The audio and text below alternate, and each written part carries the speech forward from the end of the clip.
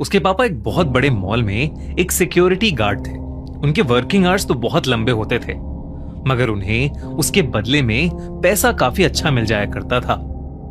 सब कुछ ठीक चल रहा था, मगर एक दिन अचानक मैक्स की मॉम की तबीयत बहुत ज्यादा खराब हो गई। मैक्स के पापा ड्यूटी पर थे, इसलिए मैक्स खुद ही अपनी मॉम को जल्दी से हॉस्पिटल ले गया। हॉस्पिटल ले जाने के बाद डॉक्टर ने मैक्स को बताया कि उसकी मॉम की एक किडनी खराब हो चुकी है और दूसरी भी बहुत कम काम कर रही है, इसलिए उसकी मॉम को हर हफ्ते डायलिसिस के लिए हॉस्पिटल लेकर आना पड़ेगा। कुछ वक्त तो मैक्स के पापा ने सब हैंडल कर लिया, मगर फिर मैक्स की फैमिली में पैसे की कमी होने लगी। मैक्स की मॉम के इलाज में ढेर सारा पैसा लग रहा था और मैक्स के कॉलेज की फीस भी काफी थी।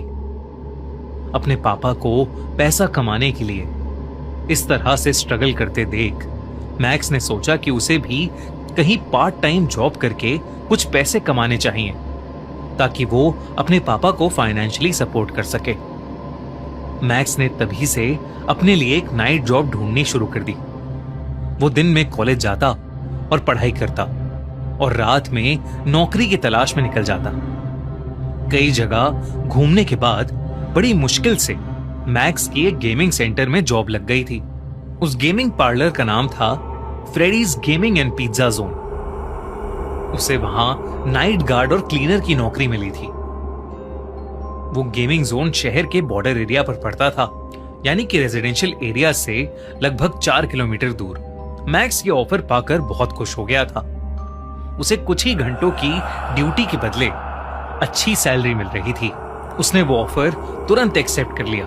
अगले दिन अपना कॉलेज खत्म करके वो अपनी पहली जॉब की पहली रात के लिए उस गेमिंग पार्लर पहुंचा।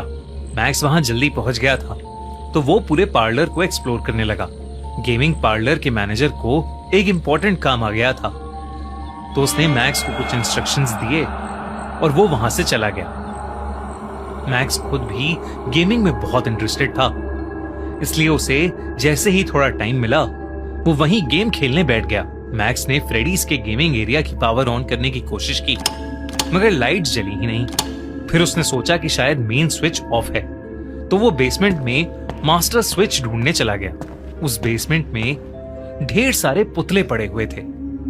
वो सब बिल्कुल रोबोट्स जैसे लग रहे थे, बस उनका भेस किसी एनिमेटेड कैरेक्टर जैसा था। जैसे कि वो सारे पुतले बहुत बड़े आकार के रंग बिरंगे खिलौने हों। मैक्स उन्हीं के बीच पावर स्विच ढूंढने लगा। इतने में अचानक से मैक्स के पीछे खड़े पुतले का सर हिला। ऐसा लग रहा था जैसे वो पुतला मैक्स को ही देख रहा है। मैक्स को लगा कि शायद ये उसका वहम है, इसलिए वो फिर से मेन स्विच ढूंढने लगा। पर तभी मैक्स को ऐसा लगा जैसे वो पुतले धीरे धीरे उसके पास आ रहे हैं। अचानक से उसे अपने पीछे से किसी के जोर से हंसने की आवाज आई, पर वो जैसे ही पीछे मुड़ा उसने देखा कि सब कुछ बिल्कुल नॉर्मल था। कुछ ही देर में मैक्स को पावर स्विच मिल गया और उसे जलाते ही पूरे गेमिंग जोन की लाइट्स ऑन हो गईं। मैक्स वापस से ऊपर चला गया और कुछ गेम्स खेलने की कोशिश करने लगा, लेकिन उस गेमिंग पार्लर की कोई भी गेम ठीक से चल ही नहीं रही थी। तभी उनमें से एक गेम का अलार्म बहुत जोर से बजने लगा। मैक्स ने उस अलार्म को बंद किया और देखा कि स्क्रीन पर प्ले नाउ का ऑप्शन आ रहा है। मैक्स खुश हो गया क्योंकि उसे इकलौती ऐसी गेम मिल गई थी जो चल रही थी। मैक्स ने वो गेम खेलना शुरू कर दिया।